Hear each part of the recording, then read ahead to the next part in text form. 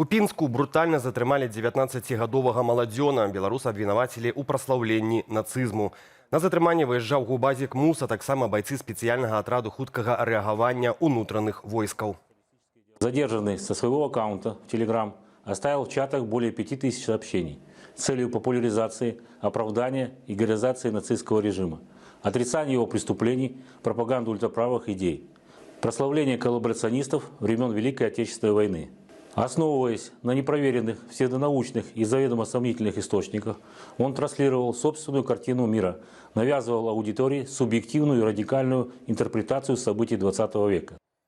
Таксама паводле сілавікоў Пінчук стварыў і адміністраваў ультраправы радыкальны тэлеграм-канал на 300 асобаў. Цяпер маладзёну пагражае да 5 гадоў зняволення за рэабілітацыю нацызму. У Лідзе трое дзяцей атруціліся чадным газам. Іх экстрана шпіталізавалі. Пацярпелыя дзяўчынка 2012 і дзяўчынка ды хлопчык 2017 года нараджэння. Паводле папярэдніх дадзеных, у дымаходзе парушылася цяга і прадукты гарэння трапілі ў дом. Гісторыя скончылася хэпі-эндам. Выцек газу хутка заўважылі і дзецям аказалі неабходную медычную дапамогу.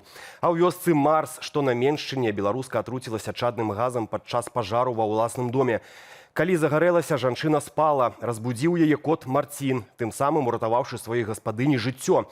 А вось калі ў вас няма такога хатняга гадаванца, ратавальнікі заклікаюць мець у доме адмысловыя апавяшчальнікі. Яны дапамогуць выявіць выцек чаднага газу, які не мае ні колеру, ні паху. Вясной пачнуць будаваць новую дарогу пад Менскам. Яна будзе ісці ад МКАДу да мікрараёну Зялёны Бор, якога пакуль яшчэ не існуе. Цяпер на сайце дзяржзакупак абвясцілі тэндар для падрадных арганізацыяў.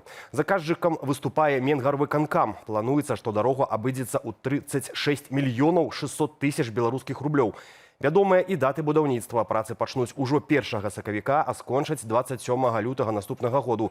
Мікрараён Зялёны Бор паўстане на землях былога палігону паміж калодзішчамі 2 і Зялёную гаванню.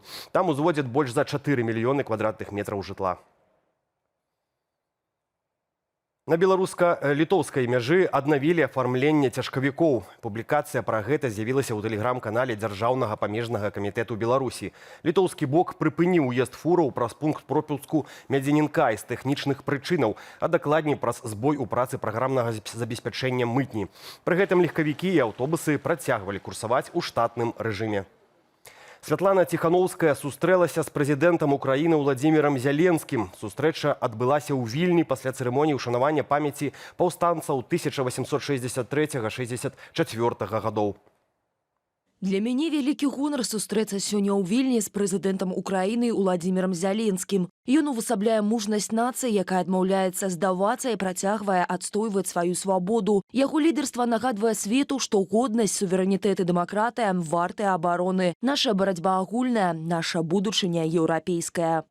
Ад імя беларусаў Ціхановская выказала салідарнасць з украінскім народам, што змагаецца за свабоду ў вайне з Расіяй, падзякавала украінскаму ўраду за прыняцце групы вызваленых палітвязняў і звярнула ўвагу на лёс палонных беларускіх добраахвотнікаў. Кіраўніца аб'яднанага пераходнага кабінету прапанавала прызначыць ва ўкраіне спецпасланніка па Беларусі, як гэта зрабілі шмат якія іншыя еўрапейскія краіны. Таксама абмяркоўваліся пытанні санкцыйнай палітыкі, прыцягвання рэжыму Лукашэнкі да адказнасці за вываз украінскіх дзяцей з акупаваных тэрыторый. Напрыканцы сустрэчы Зяленскі запрасіў Ціхановскую з візітам у Кіеў. МУС Беларусі зверне асаблівую ўвагу на гэтак званых дармаедаў. Прыкладам, у Аршанскім раёне ўзмоцняць прафілактычную працу з асобамі, не занятымі ў эканоміцы. Паводле тэлеграм-каналу «Міліцыя Віцебшчыны», за няяўку на такое мерапрыемства дармаедам пагражае штраф да 100 базавых велічынь альбо нават адміністрацыйны арышт. Летась незанятыя ў эканоміцы пачалі аплачваць жыллёва-камунальныя паслугі паводле поўных тарыфаў і страцілі права на льготныя крэдыты і субсідыі на жыллё. А цяпер сем'і з непаўналетнімі дзецьмі могуць трапіць у сацыяльна небяспечнае становішча, калі бацькі не працуюць больш за 3 месяцы і не забяспечваюць базавых патрэбаў дзіцяці – харчавання, адзення, абутку, а таксама месца для адпачынку, заняткаў ды гульняў. Магілёўца судзілі на 3 месяцы арышту за знявагу дзяржаўнага чырвона-зялёнага сцяга. Пра гэта паведамляюць магілёўскія ведамасці са спасылкай на гарадскую пракуратуру. Паводле матэрыялаў справы, двое маладых людзей у стане алкагольнага ап'янення вярталіся з забаўляльнай установы. Праходзячы паўз будынак з дзяржаўным сцягам на фасадзе, адзін з іх сарваў палотнішча, зламаў дрэўка, пасля чаго змяў сцяг і кінуў на зямлю. У судзе абвінавачаны прызнаў віну і раскаяўся ва ўчыненым. Яскравы паказнік дасягненняў рэжыму Александра Лукашэнкі. У Беларусі за мінулы год афіцыйна знікла 9 населеных пунктаў. Такія звесткі змешчаны ў штогадовым бюлетэні змянення назваў геаграфічных аб'ектаў. Паводле Белгеадэзіі у Гомельскай вобласці скасавалі 5 пасёлкаў. У Віцебскай вобласці з карты зніклі 3 вёскі, яшчэ адна ў Уздзенскім раёне Меншчыны. Акрамя гэтага скасавалі і асобныя сельсаветы, а іх населеныя пункты перадалі ў суседнія адміністрацыйныя адзінкі. Таксама спыніў існаванне чыгуначны пункт Разлогі ў Пастаўскім раёне. Пры гэтым на Віцебшчыне летась з'явілася і новае паселішча – хутар Ізумрудны ў Глыбоцкім раёне. Новы аўтадом ад Менскага аўтамабільнага заводу яшчэ не паступіў у продаж, але ўжо займеў шалёную папулярнасць у беларусаў. У першыя 2 гадзіны пасля публікацыі пра навінку кампанія МАЗ-Купава атрымала больш за 200 званкоў. Аўтадом пабудаваны на шасі МАЗ-366 і важыць да 3,5 тонаў. Гэта значыць, што кіраваць ім можна з катэгорыяй «Б». Пад капотам дызельны рухавік магутнасцю 150 конскіх сілаў, сярэдні расход паліва каля 11 літраў на 100 кіламетраў.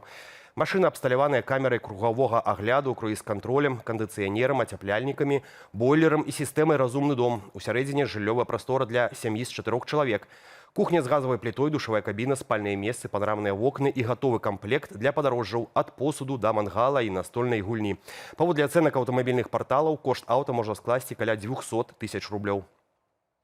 Ад сёння надвор'е ў Беларусі рэзка пагоршыцца праз новы цыклон Леоні. Амаль усю краіну накрыюць ападкі, чакаюцца нават ледзяныя дажджы, а на поўначы снег і завіруха.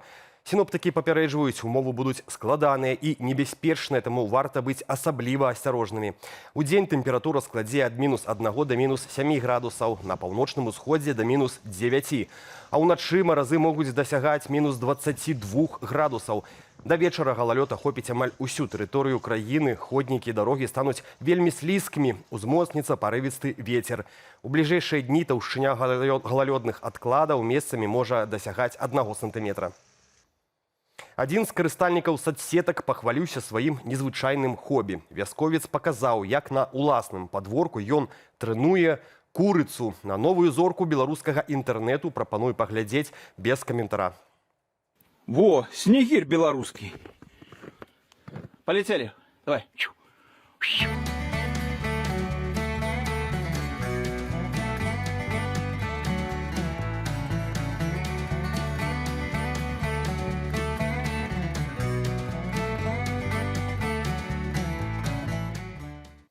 На гэтым завяршаем наше выданне. Падрабязней пра развіццё падзеяў распавядуць мае калегі ў вечаровым эфіры аб'ектыву і студыі Белсат.